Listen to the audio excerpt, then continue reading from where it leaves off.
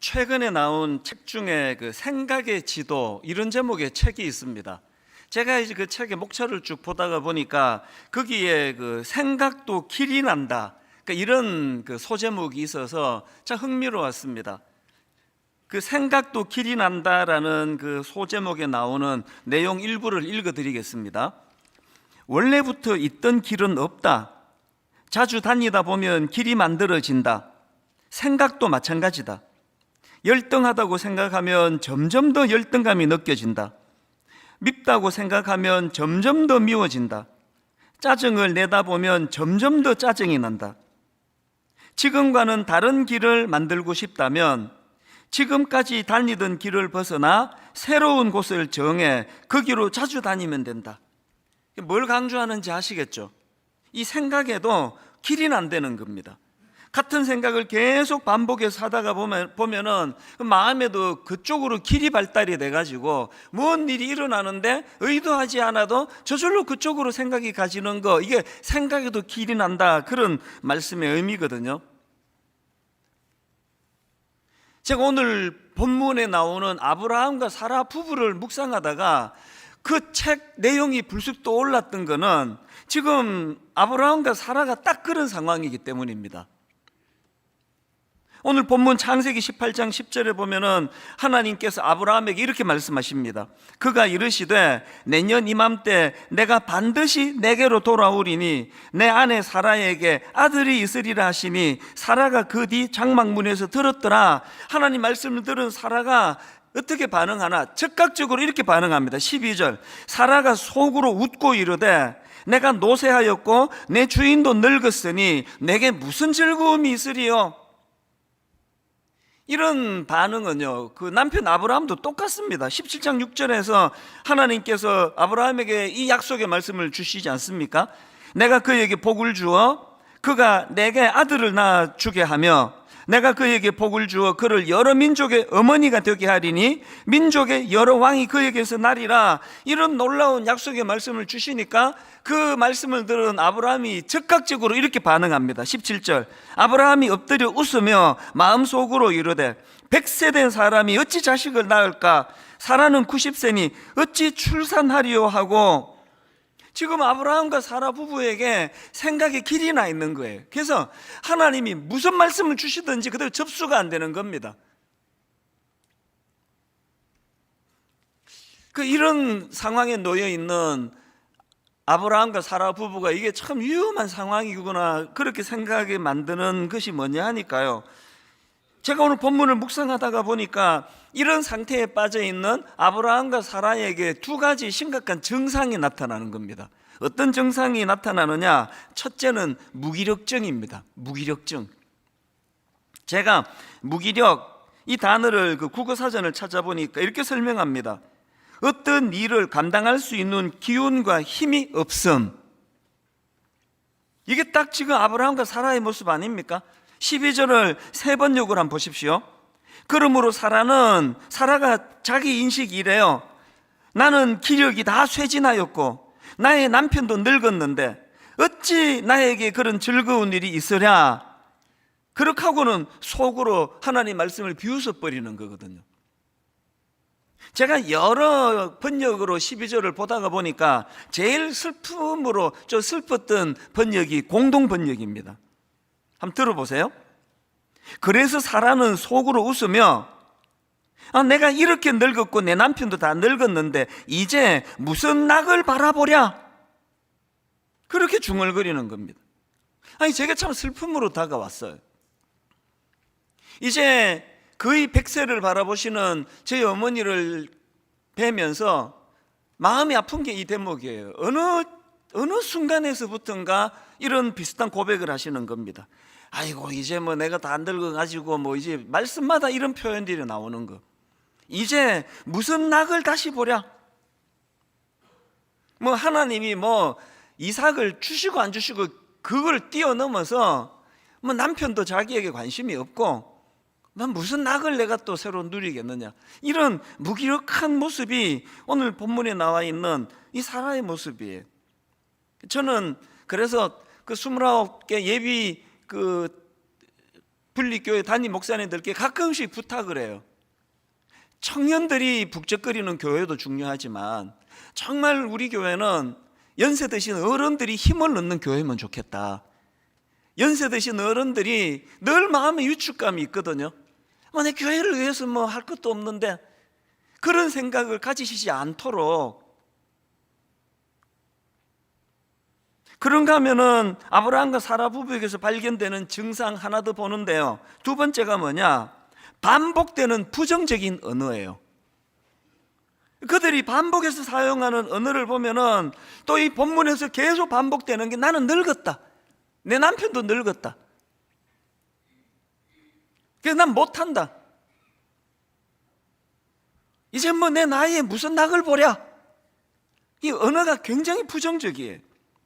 여러분, 이 부정적인 언어를 계속 사용하는 게 이게 왜 위험한가 하면은요, 이 사람 머릿속에 맴도는 막 수천 가지 생각들이 있는데, 언어는요 그것을 구체화시켜주는 역할을 해요.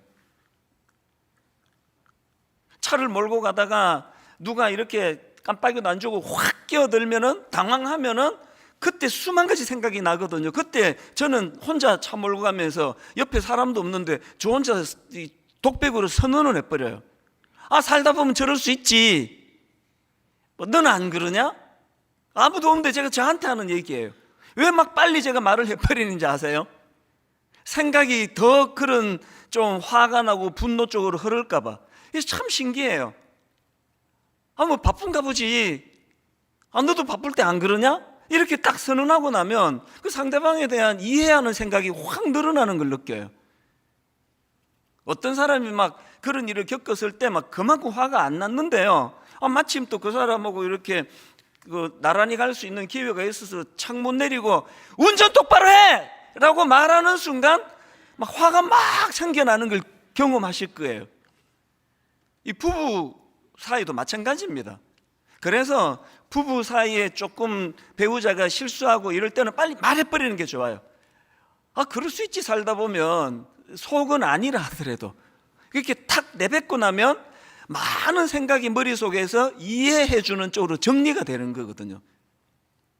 여러분, 이게 오늘 아브라함과 사라가 지속적으로 지금 자기들의 모습에 대하여 부정적으로 묘사하는 이게 얼마나 이게 위험한가 하면은요, 그런 지속된 부정적인 언어는 자기 생각을 쇠뇌시켜 버려요. 그게 이제 언어의 습관이 이렇게 나쁜 거거든요. 이렇게 아브라함과 사라 부부는 지금 그 부정적인 쪽으로 길이 나버려 가지고 계속 무기력하고, 그리고 또 자기가 무기력하니까 하나님에 대해서는 냉소적이 되는 거예요. 막 말씀에 은혜가 되면 될수록 더 냉소적이 돼요. 뭐 말은 저렇게 하지만 뭐 하나님인들 뭐 어떡하겠어. 약속의 말씀을 주시는데도 웃어버리는 거예요. 방금 제가 잘했나요? 굉장히 기분 나빠, 상대방이 들으면.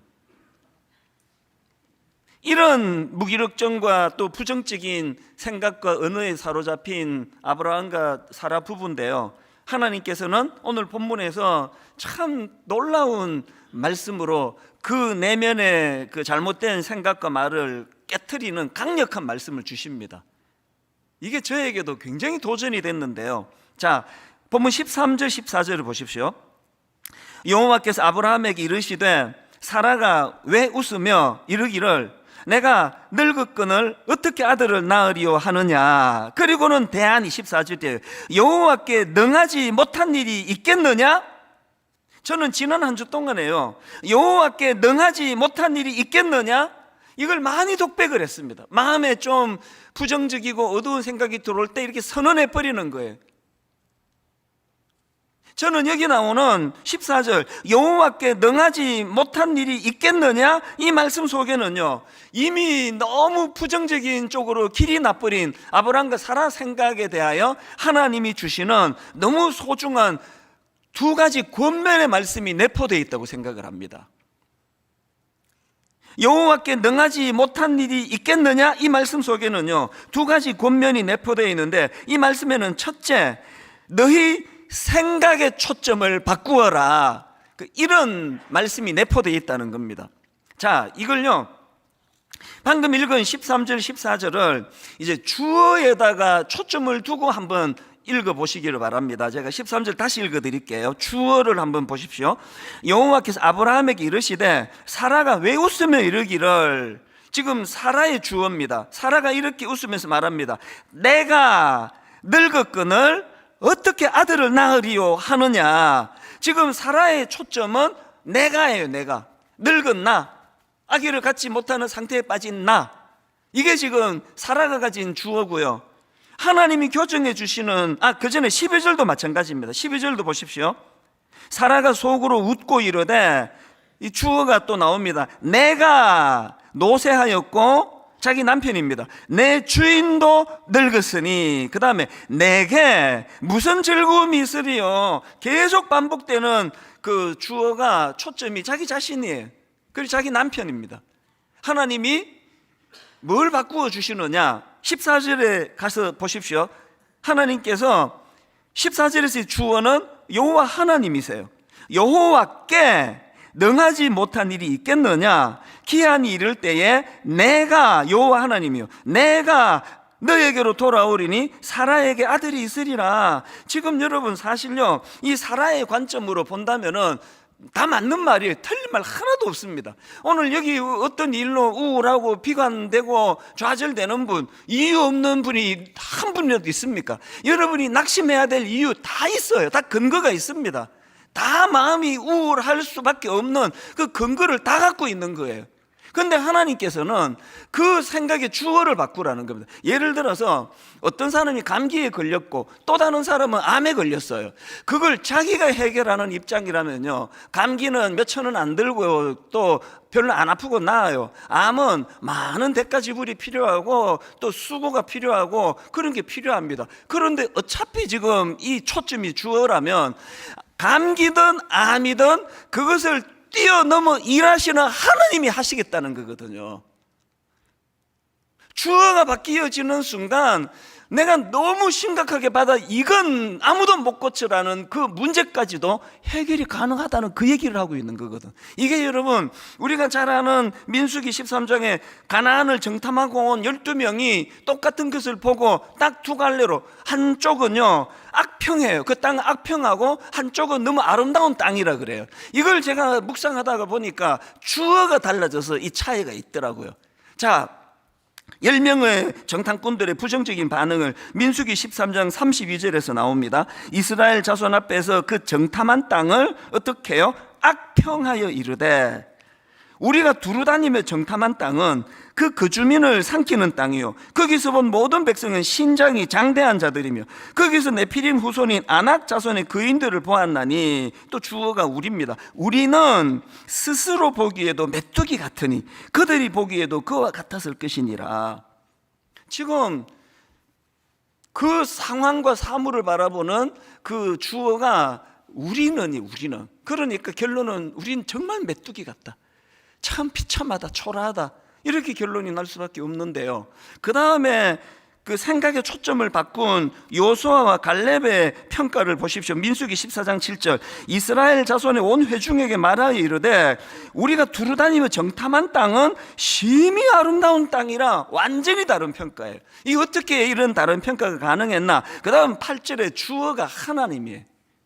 여호와께서 우리를 기뻐하시면 우리를 그 땅으로 인도하여 들이시고 그 땅을 우리에게 주시리라. 이는 과연 젖과 꿀이 흐르는 땅이니라. 생각의 초점을 자기에게 맞추면 스스로 보기에 메뚜기 같은 존재라는 비관밖에 나오지 않습니다. 목회 20년, 분당 우리의 개척 20년 동안에 끊임없이 제가 싸워야 했던 싸움이 이 싸움이에요. 그건 경력이 쌓인, 지금도 마찬가지예요. 틈만 나면 내 안에 비실비실 비집고 들어오는 게 열등감입니다. 틈만 나면은 그것 때문에 우울한 게 인간이에요. 그래서 싸우는 거예요. 자꾸 내 생각의 주어를 바꾸는 겁니다. 여호와께서 우리를 기뻐하시면, 규모가 얼마나 크고 작고 해야 될 일이 지금 이 교회 섬기는 것만 해도 머리가 복잡한데 이제 가평 우리 마을도 해야 되고, 이제 가평 우리 마을은 이제 가짜도 안 나와요. 이 1만 성도 파수 운동이 너무 머리에 꽉 차가지고 그리고 이제 4월부터는 또 드림센터 사회환원은 또 어떻게 해야 되느냐고요.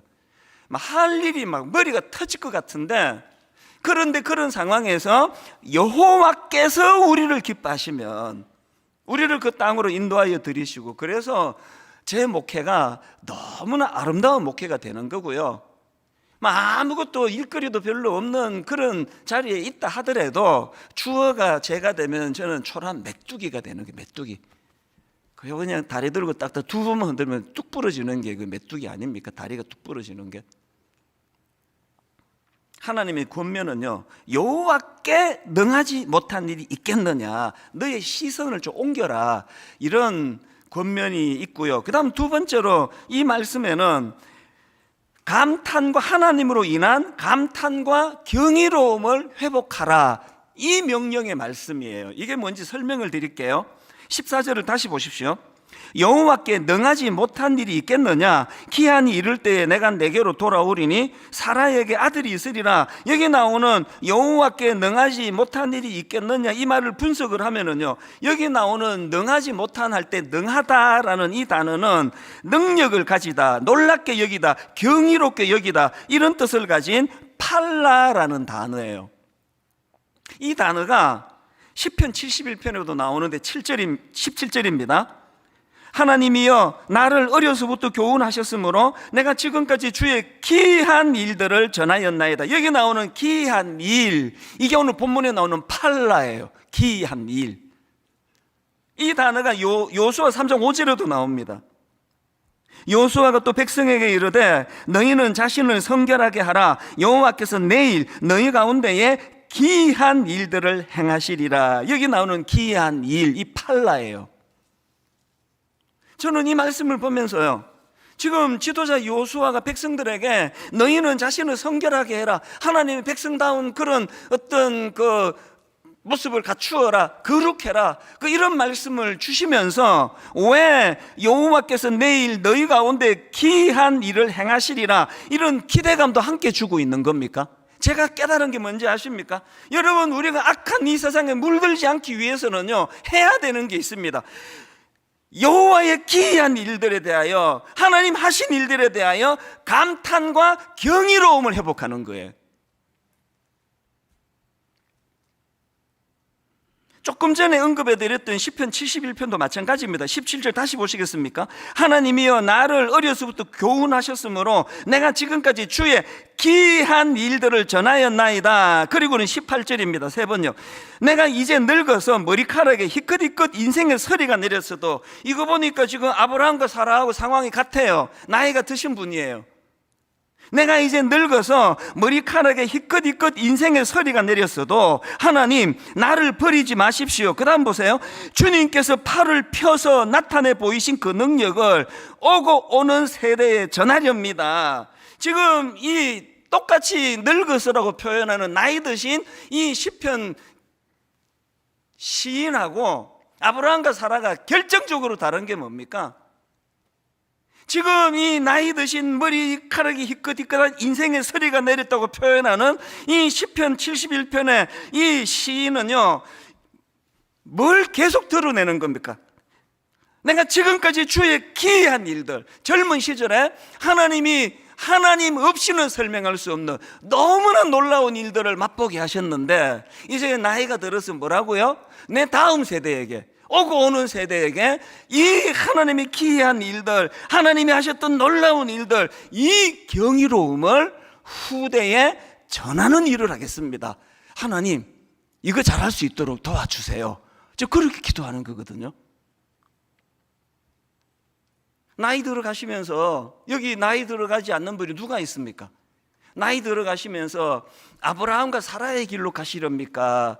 이 귀한 시편 71편의 아름다운 시인의 길로 가시렵니까? 참 나이 들수록 우울하고, 젊을 땐 그래도 왕년에 내 한 가닥 했는데 이제는 무슨 닭이 있으랴, 그 길로 가시렵니까? 참 젊은 시절에 기이한 일들을 많이 행하신 하나님을 기억하면서 그 오고 오는 그 다음 젊은 세대에 대하여 이 기이한 일들을 행하신 하나님에 대한 경이로움을 잘 전달하겠습니다. 한국 교회 어른들이 정말 저를 포함해서 다 반성해야 되는 게, 다음 세대에게 못 전한 게 예수 믿는 것에 대한 이 기이함, 이 경이로움, 이 가슴 벅참, 이걸 못 전한 거 아닙니까? 제가 어느 일반 신문인데요, 일반 신문 칼럼에서 읽은 글입니다. 내용을 들어보세요. 경이롭다라는 단어의 헬라어는 타우마조인데, 이 단어는 헬라 사람들에게는 신적이다라는 뜻으로 통용되었다는 것이다. 그 다음 보세요. 감탄을 자아내는 자연 풍경, 감동적인 시, 조각이나 건축물, 이런 훌륭한 작품들, 이 모든 대상들의 신적이다라는 말을 붙였다는 것이다. 이거 우리식으로 말하자면요, 헬라 사람들은 그 경이로움의 출발이 하나님으로부터 나오는 것이다. 이 감탄과 경이로움은 그건 신적인 것이다, 그렇게 생각을 했다는 겁니다. 제가 이 글을 읽으면서 반성을 좀 했죠. 오늘 예수 믿는 저와 여러분 모두는 다 우리 삶 속에서 하나님을 향한 이 감탄과 이 경이로움을 회복해야 돼요. 우리가 경험하는 무슨 작품을 보든지 뭐 하다못해 드라마 한 편을 보는 그 안에서도 내게 감탄이 일어난다면 그건 다 하나님의 것이에요. 신적인 것입니다. 신앙의 무기력증은요, 어느 순간인가 이 감탄이 없어지는 거예요. 여러분, 분당 우리 교회 첫날 털썩 주저앉으면서 눈물을 쏟았던 수많은 분들, 우리들의 문제는 그 감탄을 유지할 수 없다는 거예요. 유지가 안 된다는 겁니다. 이런 설교를 준비하고 있는데요, 딱 지난주에요, 우리 교회에서 이제 신앙생활을 처음 하신 초신자분이 계시거든요. 이분이 이제 그 지역에 가까운 작은 교회를 옮기셨어요. 오랜만에 이제 찾아오셔서 이런저런 얘기를 나누는데요, 지난주에 이분이 출석하는 교회의 말씀이 너무 좋았다는 거예요. 이게 뭐 그냥 좋은 게 아니라 막 정말 너무 좋았대요. 또 제가 욕심이 많잖아요. 그 설교 나도 좀 받고 은혜 좀 받읍시다 했더니, 이제 교회에서 이제 뭐 규모가 작으니까요, 막 홈페이지 올리고 유튜브 올리고 그런 것들이 뭐 잘 안 되는지 잘 몰라요, 내막을. 그런데 이제 이분이 그 설교를 저한테 보내줬어요, 파일을. 얼마나 기대가 되겠습니까? 정말 은혜를 받으려고 설교를 들었는데요, 이분이 어느 부분에서 이렇게 은혜를 받았지? 지금 여러분, 같은 설교를 놓고 지금 그 초신자가 그게 정상인 겁니까? 제가 정상인 겁니까? 이게 지금 저의 심각한 병인 거, 이 교만한 거. 그래서 이게 뭐 어느 부분이지? 이게 오래 예수 믿은 분들 거의 뭐 대부분이라 그러면 좀 과장이겠고요, 꽤 많은 분들의 정상이에요.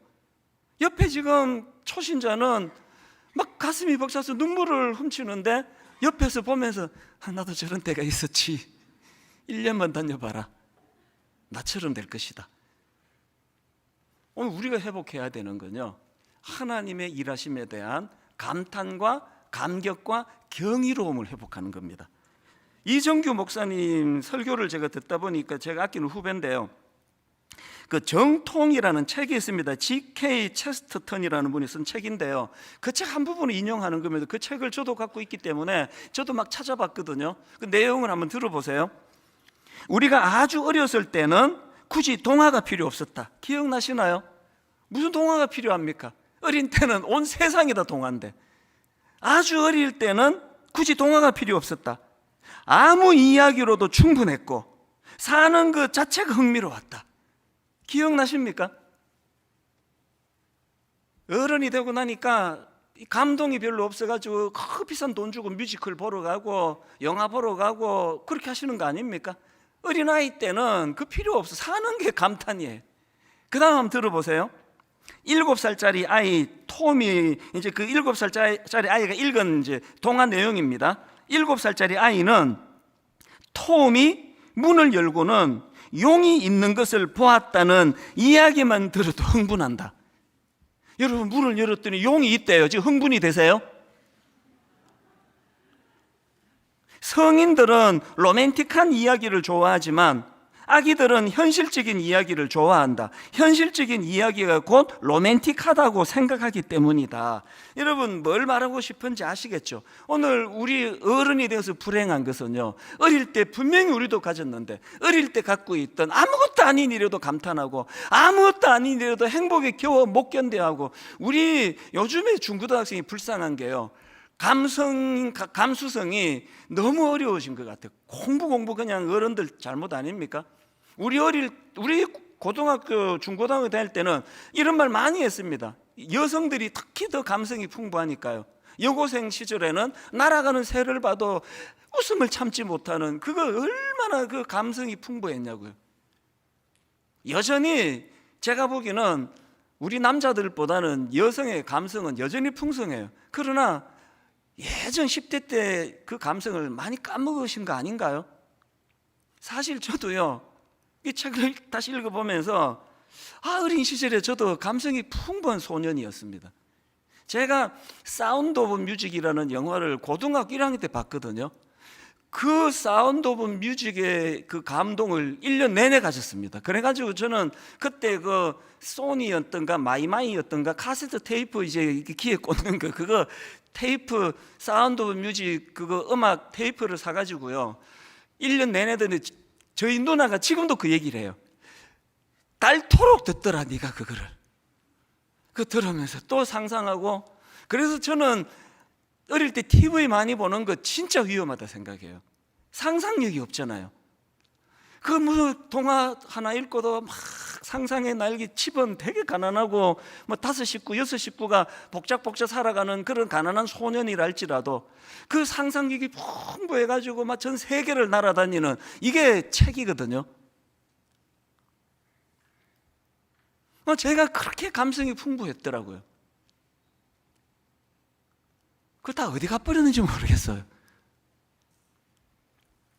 이런 점에서 저는 시편 8편을 기록한 다윗의 이 풍부한 감성을 한번 보세요. 시편 8편 1절, 여호와 우리 주여, 주의 이름이 온 땅에 어찌 그리 아름다운지요, 주의 영광이 하늘을 덮었나이다.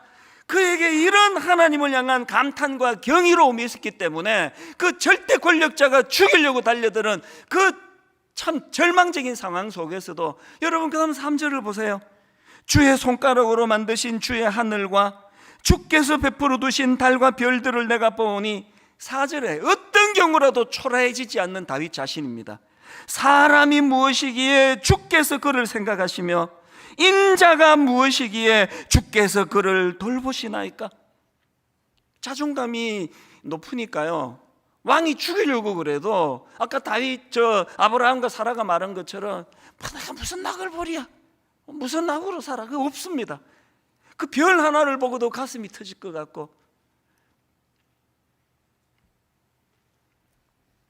지난 한 주간 동안 저는 참 행복한 시간을 보냈거든요. 우리 집에도 확진자가 생겼거든요. 이게 왜 행복했었는지를 제가 설명을, 이게 전 그 확진자를 제공한 우리 큰딸한테 한 주 내내 감사했습니다. 진짜예요. 이게 왜 행복을 가져다 줬냐 하니까요, 이제 딱 지난 일주일 전이네, 지난 주일 저녁에 이제 저희 큰딸이, 이게 이제 제가 큰딸이라고 밝히는 게, 이러면 이제 둘째 딸한테 계속 너지 계속 그런다 그래서 이제 출처를 분명히 밝히려고, 큰딸입니다. 얘가 갑자기 이제 목이 붓고 뭐 상태가 좋지 않다고, 그래서 이제 검사를, 그 다음날 가서 검사를 했더니 이게 양성이 나와서 이제 확진자가 됐어요.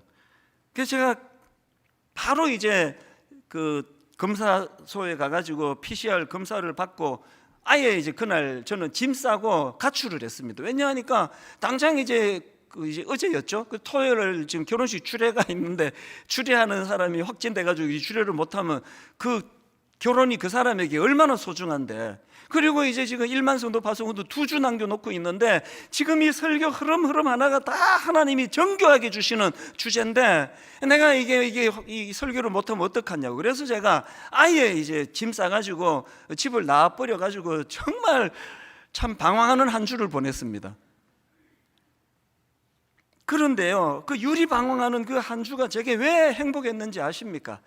제가 지난 시간을 되돌아보는, 특히 또 지난주는 저녁 금식을 하고 선언을 했기 때문에, 야, 이게요, 저녁 안 먹고 혼자 있으니까 시간 진짜 길더라고요. 많은 생각을 하는 시간을 가졌는데, 이번에 이제 이 확진의 위험이 저한테는 사실 이번이 4번째예요. 제일 먼저는요, 작년 우리 창립 19주년을 한 주 앞두고입니다. 그때 결혼식 주례를 했는데요, 3일인가 4일 뒤에 연락이 온 거예요. 알고 봤더니 지금 제가 여기 서 있고 신랑이 지금 여기 서 있고 신부가 여기 서 있고 신랑이 여기 서 있잖아요.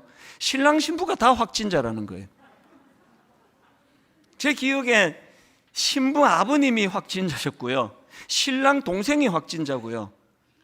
그렇게 연락이 온 겁니다. 아찔하더라고요. 그때는요, 같이 이렇게 확진자랑 같이 있기만 해도 2주 자가격리하던 때 아닙니까? 지금 창립 19주년, 그때도 이제 1만서도 파송 운동을 선언하는 중요한 창립 기념주일인데 2주나 제가 설교를 못한다 생각하니 큰일 난 겁니다. 그래서 그 소식을 듣자마자 이제 그때도 병원으로 가서 PCR 검사를 받았는데 기적이 일어난 거예요. 2가지인데요, 하나는 음성이 나왔습니다. 그때도 괜찮았습니다. 그건 있을 수 있다 치는데, 난 지금도 이해가 안 되는 게요, 그때 그래서 결혼식에 참석한 우리 교회 청년들, 제가 파악한 바로는 거의 대부분이 다 자가격리, 강제 자가격리 다 들어갔거든요. 그런데 신기하게 그 다음날 저한테 당국이 연락을 주기를, 저는 자가격리 강제 안 해도 된다는 겁니다. 매일매일 이제 연락 올 때마다 상황만 보고하면 되는데 자유롭게 활동하라는 겁니다. 이게 나 지금도 이해가 안 돼요. 가장 가까이서 대면한 저는 풀어주고, 왜 하객들은 그렇게 묶어놨는지, 그게 저는 하나님의 은혜라고 생각하거든요. 그래서 창립기념주의를 아무 어려움 없이 이런 걸요 4번 겪은 게, 마지막 4번이 이제 지난주 우리 딸 이야기인데요, 마지막 4번째는 진짜 심각했습니다. 왜 심각했냐 하니까, 이 아이가 이제 주일 저녁에 약간의 증상이 나타나서 긴가민가 할 때인데요, 저녁에 이제 자려고 누웠는데 저한테 와가지고 인생 상담을 좀 해야 되겠대요. 그래서 이제 사회생활 하면서 일어나는 이런 문제에 대해서 이제 마음이 이게 이제 얘한테는 급하니까, 그래서 이제 코앞에 침대에 누워가지고 두런두런 이야기를 했는데, 그날따라 또 제가 또 이게 말이 좀 잘 풀리더라고요. 얘가 되게 흡족해 해요. 그렇다고 그러면서 이제 기뻐가지고 나가면서 악수까지 청하더라고요. 그래서 손을 막 잡고 확진자하고, 그렇게 하고 이제 그 다음날 얘는 확진 판정을 받았으니까, 이건 100% 확진 아닙니까? 이건 100% 아닙니까? 그랬는데 PCR 검사에서 제가 음성이 나왔다는 거예요. 그러니까 그 하나님 없이는 이게 설명이 안 되는 일이다. 어떻게 이런 일이 일어났냐고 감격이 돼가지고, 제가 이제 설명드릴게요. 왜 지난 한 주간이 그렇게 황홀하게 기뻤는가. 저녁에 시간이 많으니까요, 이제 이번 일을 포함해서 목회하는 지난 30년 내내 하나님 이름 석자 없이는 설명할 수 없는 기적 같은 일들이 너무 많이 일어난 내 삶을 돌아보게 된 거예요. 그게 너무 감격이 되는 겁니다. 너무 기쁜 거예요. 내 마음속에서, 이 사실 제가 이번에 큰 걸 깨달았는데요, 행복은요, 여러분, 행복은 장소의 문제가 아니더라고요. 가족을 떠나 있는데 되게 불편했거든요. 이제 아침에 일어나가지고 집에 가가지고 내 집인데 들어가지도 못해요. 가면은 이제 제 아내가 바깥 문고리에다가 도시락을 이렇게 걸어놔요. 그러면 도시락 찾아가지고, 내 집인데 도시락 찾아가지고 교회 와가지고 혼자 먹고요, 오후에 그 도시락을 또 갖다 줘요. 그럼 그 다음날 또 이제 새 걸로 해가지고 또 문고리를 걸어서 줘요. 이런 처량한 일주일을 보냈는데, 내가 진심으로 우리 큰딸한테 감사했던 게, 그 시간을 통해 제가 이번에 설교하면서 되돌아보니까 이게 하나님의 뜻인 거예요. 왜? 오늘 이 설교를 해야 되니까. 이론에 젖은 설교가 아니라 실제적으로 경이로우신 하나님을 먼저 경험하고 이 감격으로 설교하라고 하나님이 배려해 주신 거가 되더라고요. 결론은 이렇게 맺기를 원합니다. 영화 같은 거 보면 이제 다 하고 맨 마지막에 그 후 1년 뒤 이런 게 나오잖아요. 제가 오늘 설교를 그렇게 맺으려고 해요. 오늘 본문을 다 설명을 드렸고요, 그 후 1년 뒤, 이제 하나님이 약속하신 대로 이삭을 선물로 주세요. 자, 그걸 배경으로 한 창세기 21장 1절부터 한번 보십시오. 여호와께서 말씀하신 대로 사라를 돌보셨고 여호와께서 말씀하신 대로 사라에게 행하셨으므로 사라가 임신하고 하나님이 말씀하신 시기가 되어 노년에 아브라함에게 아들을 낳으니 아브라함이 그에게 태어난 아들 곧 사라가 자기에게 낳은 아들을 이름하여 이삭이라 하였고 그 아들 이삭이 난 지 8일 만에 그가 하나님이 명령하신 대로 할례를 행하였더라. 그리고 그 다음 5절을 내가 읽기 위하여 1년 뒤를 돌아보는 겁니다. 6절 사라가 이르되 하나님이 나를 웃게 하시니 듣는 자가 다 나와 함께 웃으리로다. 저는 이 대목에서 진짜 눈물이 나려고 해요. 무기력하기 짝이 없던 사라, 자기 스스로에 대해서는 무기력증에 빠져 있고 하나님에 대해서는 냉소한 상태로 하나님을 비웃을 수밖에 없었던 사라. 여러분, 우리 하나님은요 사라의 비웃음을 감격의 웃음으로 바꾸어 주시는 분이세요. 그래서 하나님이 지어주신 이름 아닙니까? 이삭이라는 이름의 뜻 자체가 웃음이라는 뜻입니다. 이거 아십니까? 정말 살맛나지 않는 세상이라 자영업자들을 생각하면 정말 잠이 안 와요. 어떻게 견디고 계실까? 너무 살맛나지 않는 세상이라, 비관적인 세상이라 답답해하는 그 상황에서도 오늘 우리가 붙잡아야 되는 건 여기에요. 14절에 보니까 여호와가 말씀하신 대로 사라를 돌보셨고 그 다음에 여호와께서 말씀하신 대로 사라에게 행하셨음이에요. 우리가 그 하나님 말씀을 붙잡을 때 그 말씀이 우리로 하여금 그 비웃음을 환희의 웃음으로 바꾸어 주시는 하나님이심을 맛보게 될 줄로 믿습니다. 여러분, 나를 웃게 하시는 하나님, 비웃음 아닙니다. 너무 기쁨에 겨워 웃게 하시는 하나님, 이 설교를 하도록 하나님 지난 한 주 내내 집을 떠나 열악한 환경 속에서 그럼에도 불구하고 나를 웃게 하신 하나님, 그 목사가 여러분에게 지금 그 복음을 전하고 있는 거거든요. 오늘 여러분, 그 다윗의 그 감격에 찬 시편 8편을 가지고 만든 이 찬양을 같이 부를 텐데요, 우리 한번 이 찬양을 좀 마음으로 느껴보고 누리면 좋겠습니다. 여호와 우리 주여, 주의 이름이 온 땅에 어찌 그리 아름다운지요. 가사를 생각하시면서 또 오늘 말씀을 한번 쭉 정리하시면서 함께 찬양합니다. 여호와 우리 주여,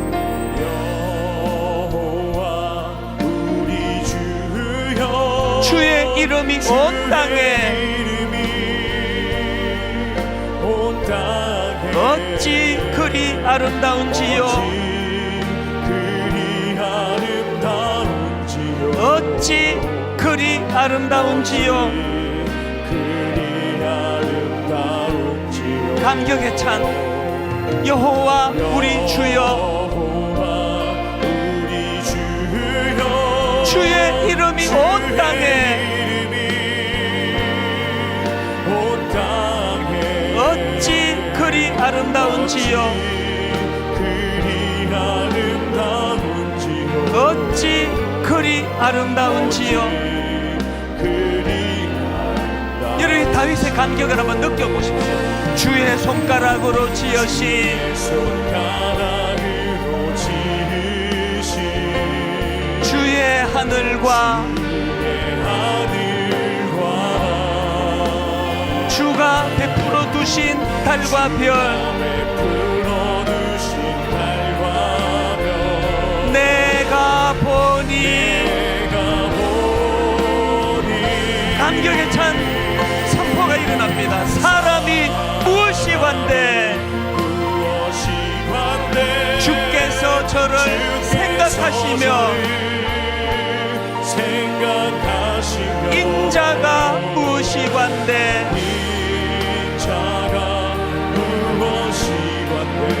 저를 권고하시나이까.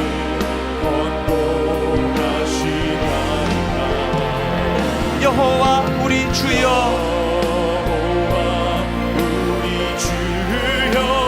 주의 이름이 온 땅에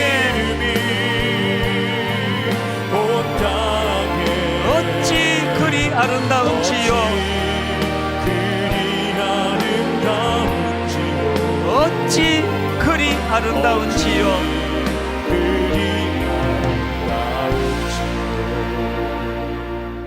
이 찬양 한 번 더 부르려고 하는데요, 이제 좀 방향을 바꾸어서 부르면 좋겠거든요. 방금 불렀던 것은 다윗의 고백을 우리가 빌려서 부른 찬양이에요. 그 다윗의 고백이에요.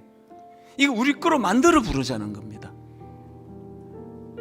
지난 한 주간 제가 상징적으로 겪었던 환경이 불편하고 집에도 못 들어가고 잠자리도 불편하고 막 침침해가지고 저녁에 책도 못 읽고 그런 상황 속에서 제가 겪었던 나를 웃게 하시는 하나님을 경험했다면, 현장에 있는 여러분들은 이 정도가 아니라 진짜 힘드신 거 알아요.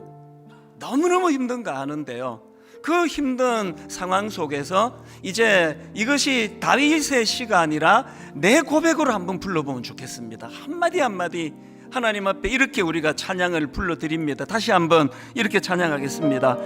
여호와 우리 주여, 주의 이름이 온 땅에, 여호와 우리 주여, 주의 이름이 온 땅에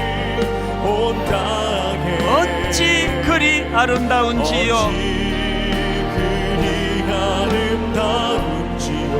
어찌 그리 아름다운지요. 우리의 신앙 고백이, 우리의 감격으로, 우리의 감탄으로, 여호와 우리 주여, 주의 이름이 온 땅에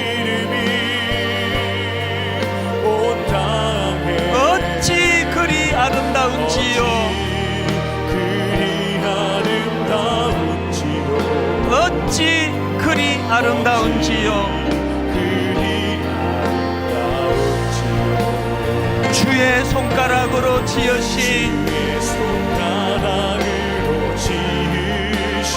주의 하늘과 하나님을 향한 경이로움을 가지고, 그분을 향한 감탄을 가지고, 주가 베풀어 두신 달과 별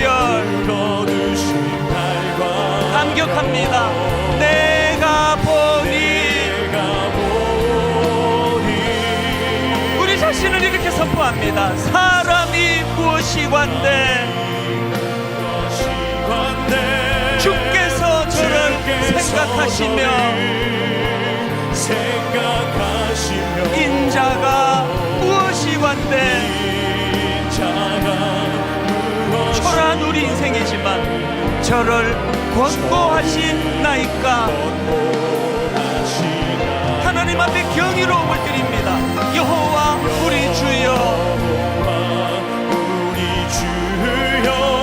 주의 이름이 온 땅에 어찌 그리 아름다운지요. 어찌 그리 아름다운지요. 우리 다 자리에서 일어나셔서 마지막으로 마음을 다하여 주의 손가락으로 지으신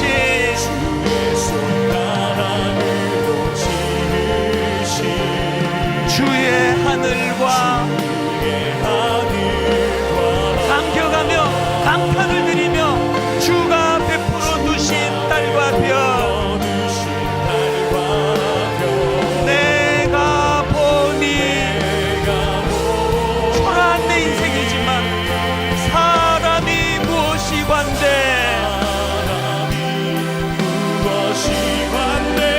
주께서 저를 생각하시며 인자가 무엇이관대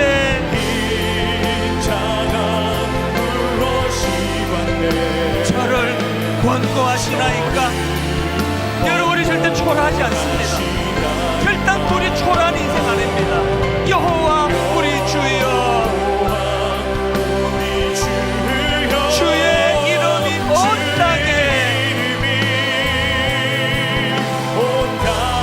어찌 그리 아름다운지요.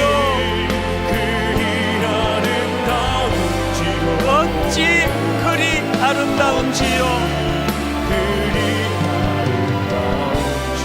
하나님의 이 권면을 받으십시오. 첫째, 생각의 초점을 바꾸셔야 됩니다. 내가가 아닙니다.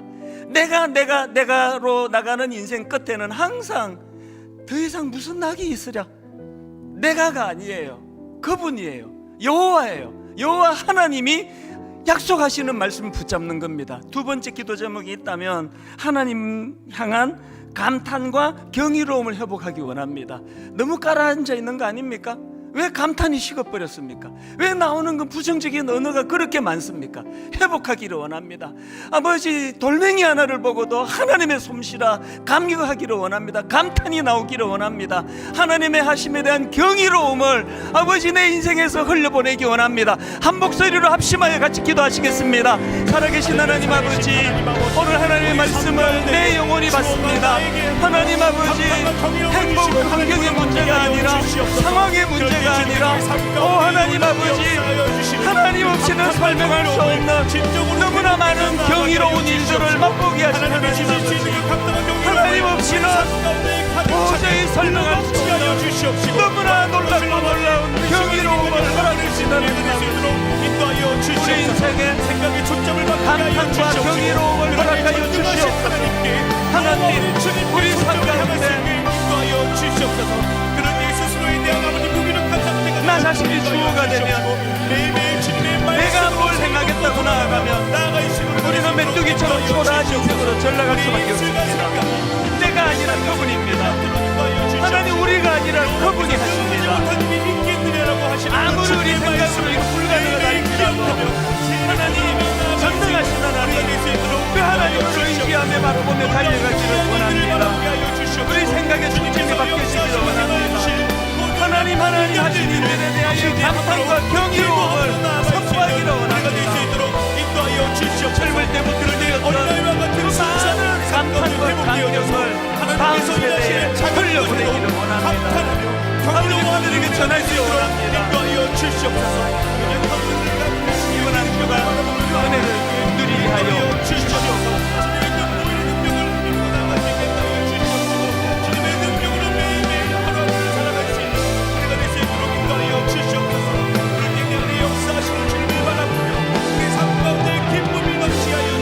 이번 한 주간 주신 말씀의 능력을 가지고 감격하며 감탄하며 선포하며 주시옵소서. 여호와 우리 주여, 주의 이름이 온 땅에 어찌 그리 아름다운지요.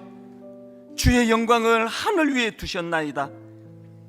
주의 손가락으로 만드신 주의 하늘과 주의 베풀어 두신 달과 별들을 내가 보오니 초라한 우리 인생이지만 사람이 무엇이간데 주께서 저를 생각하시며 인자가 무엇이간데 주께서 저를 권고하시나이까.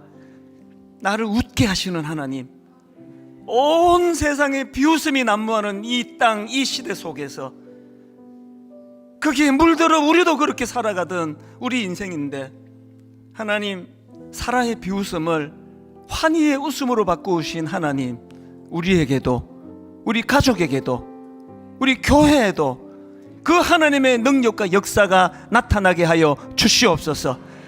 이번 한 주간 동안 웃게 하시는 그 하나님으로 말미암아 살만 나지 않는 세상이 아니라 정말 한번 주님과 더불어 살아볼만 하다라고 고백하는 그 은혜의 한 주간 되도록 인도하여 주시옵소서.